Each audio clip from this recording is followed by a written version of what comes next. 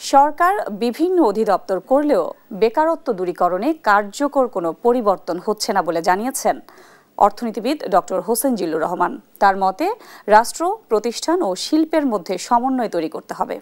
সকালে রাজধানীতে এক আলোচনা সভায় এই কথা বলেন তিনি। এ সময় বেকার তৈরি সবচেয়ে বড় কারখানা জাতীয় বিশ্ববিদ্যালয় বলে মন্তব্য করেন শ্রম সচিব। ফাহিম ইউসুফের প্রতিবেদন। দেশে জিডিপি প্রবৃদ্ধি 4% মতো হলেও 2023 থেকে 24 সালে বেকারত্ব বেড়েছে প্রায় 19 লাখ। গড়ে উঠেছে শিল্প ও রপ্তানি বাজার, তবে তৈরি হচ্ছে না নতুন চাকরির সুযোগ। শিল্প খাতে উৎপাদনশীলতা বাড়লেও শ্রমের আধুনিকায়ন ও অটোমেশনের ফলে কর্মসংস্থান কমছে খুব দ্রুত।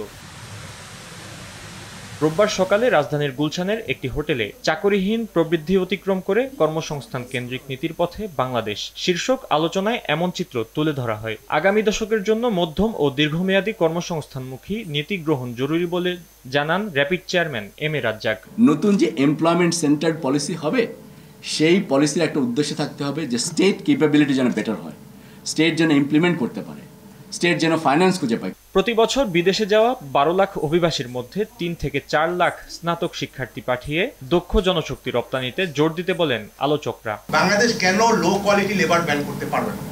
We should encourage skill labour migration. আমাদের সবচেয়ে মেইন ইকোনমির লাইফটাইম হচ্ছে আমাদের মাইগ্রেশন ইন্ডাস্ট্রি।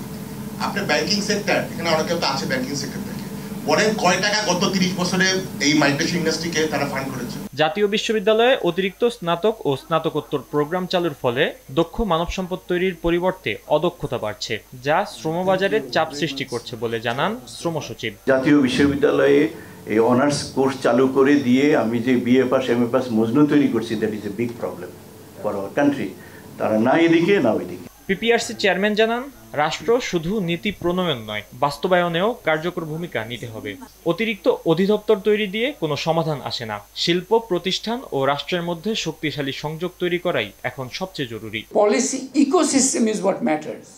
এই যে ইন্ডাস্ট্রির সাথে, একাডেমিয়ার সাথে, এন্টারপ্রেনিয়রদের সাথে যে লিঙ্কেজটা, this is what is actually really important. আনন্দহীন রেজিলিয়েন্স ফাঁদ থেকে বাংলাদেশকে বের করে আনা খুবই জরুরি। কর্মসংস্থান সংকট মোকাবেলায় অনানুষ্ঠানিক কর্মসংস্থানের দিকেও গুরুত্ব দিতে হবে বলে জানান বক্তারা। ফ্রিল্যান্সিং বা কিছু ইনফরমালাইজ যে এমপ্লয়মেন্ট অপরচুনিটি, সেই জায়গাটাতে কিন্তু আরো অনেক এমফাসিস দেওয়াটা দরকার। ফাহিম ইউসুফ, দেশ টিভি, ঢাকা।